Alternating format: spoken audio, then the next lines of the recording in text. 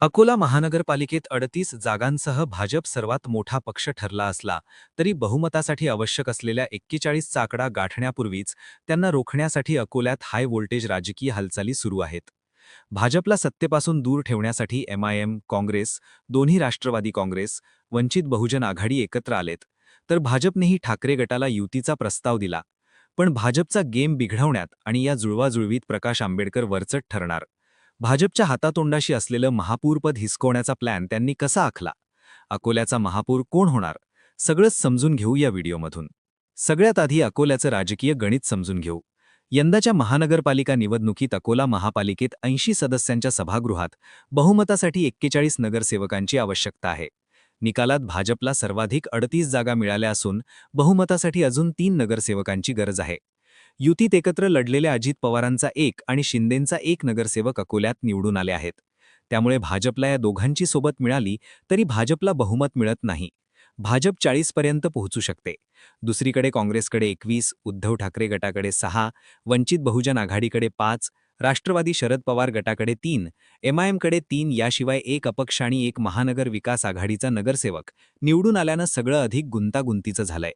आता हे सगळे एकत्रित आले तरी ही आघाडी सुद्धा 40 पर्यंत पोहोचते आणि बहुमत आहे 41चं. पण भाजप आणि काँग्रेस या दोन्ही प्रमुख पक्षांकडून सत्ता स्थापनेसाठी हालचाली वेगाने सुरू झाल्या.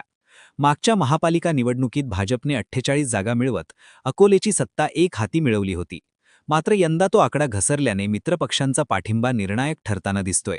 दुसरीकडे अकोट नगरपरिषदेत झालेल्या एमआयएम भाजप युतीचा परिणाम भाजपच्या निकालावर झाला आणि भाजपचा आकडा खाली आला, अशी चर्चा अकोल्यात होतीये.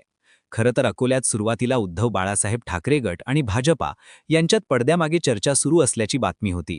पण दोन्ही पक्षांकडून आता परस्पर विरोधी दावे करण्यात येत असल्यानं अकोल्यातील राजकीय वातावरण तापलं. उबाठा गटाने विकासाच्या मुद्द्यावर भाजपला प्रस्ताव दिल्याचं म्हटलं, तर भाजपने मात्र उबाठा गटाने उपमहापौर पदाची मागणी केल्याचा दावा करत हा प्रस्ताव फेटाळला असल्याचं सांगितलं.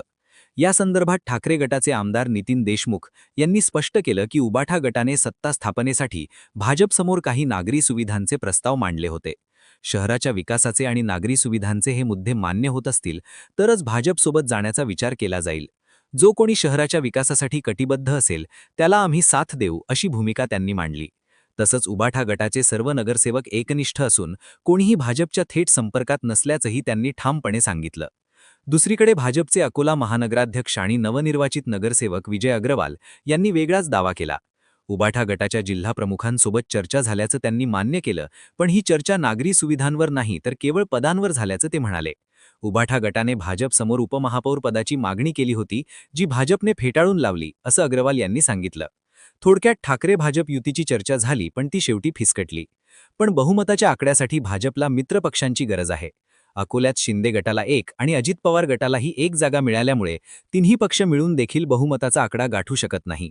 आणि मग इथेच ट्विस्ट आला. काँग्रेस आणि वंचितने सत्ता स्थापनेसाठी डाव टाकला आणि त्याचं प्रतिनिधित्व करतायत ते वंचितचे अध्यक्ष प्रकाश आंबेडकर. अकोल्यात वंचित, ठाकरेंची शिवसेना, एमआयएम, काँग्रेस, राष्ट्रवादी काँग्रेस, शरदचंद्र पवार पक्ष आणि अजित पवारांची राष्ट्रवादी यांची संयुक्त बैठक प्रकाश आंबेडकरांच्या निवासस्थानी पार पडली. 45 मिनिट चाललेल्या या बैठकीत भाजपला रोखण्यासाठी प्लॅन आखण्यात आला. भाजपला सत्तेपासून दूर ठेवण्यासाठी काँग्रेसनेही निर्णायक पाऊल उचललंय.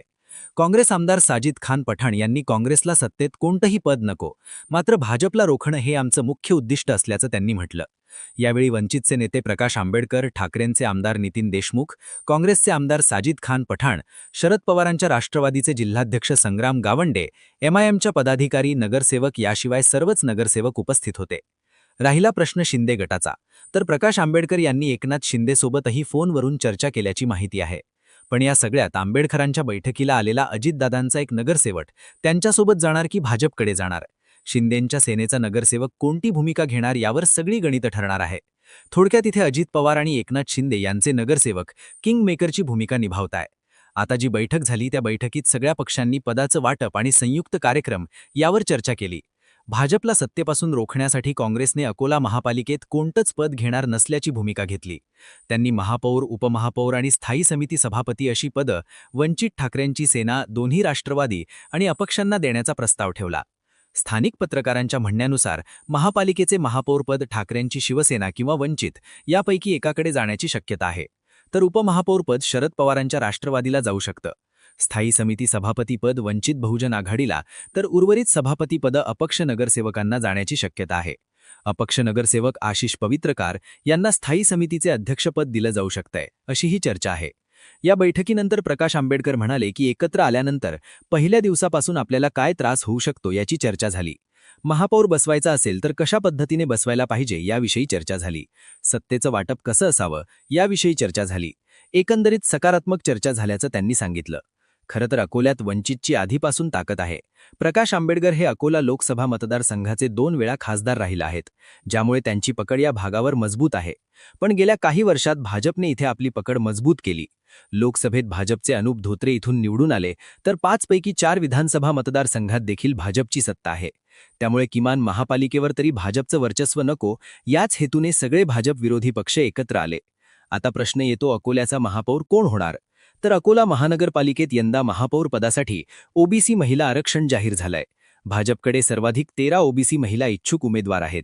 वैशाली शेळके, पल्लवी मोरे, योगिता पावसाळे, मंजुषा शेळके, शिल्पाताई वरोकर, रश्मी अवचार, निकिता देशमुख, सोनाली अंधारे, शारदा खेडकर, नीतू जगताप, माधुरी क्षीरसागर, प्राची काकड आणि कल्पना बोडफोडे. पण प्रकाश आंबेडकर आणि काँग्रेसच्या खेळीमुळे भाजपच्या हातातोंडाशी आलेलं महापौरपद जाण्याची शक्यता आहे.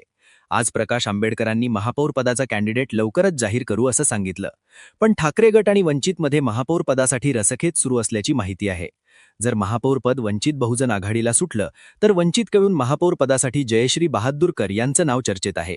तर उद्धव ठाकरे गटाकडून सुरेखा काळे आणि सोनाली सरोदे या उमेदवार रिंगणात आहेत. काँग्रेसने महापौर पदाचा दावा सोडला असला तरी काँग्रेसकडे देखील निखात शाहीन, अफसर कुरेशी, जैनबी शेख, इब्राहिम अर्शिया परवीन, मोहम्मद शारिक या महिला ओबीसी उमेदवार आहेत. त्यामुळे काँग्रेसने 21 जागा असूनही महापौर पदाचा दावा सोडल्यामुळे या नगरसेविका नाराज झाल्या आणि त्यांनी पक्षविरोधी निर्णय घेण्याचा विचार केला. तर डाव उलटू शकतो. तुम्हाला काय वाटतं? अकोल्यात कोण बाजी मारणार? बहुमतासाठी तब्बल 3 जागांची गरज असलेला भाजप महापौरपद गमावणार? तुमची मतं आणि प्रतिक्रिया आम्हाला कमेंट करून नक्की सांगा. आणि अशाच माहितीपूर्ण व्हिडिओंसाठी महाराष्ट्राची बातमी या YouTube चॅनलला सबस्क्राईब करायला अजिबात विसरू नका. धन्यवाद.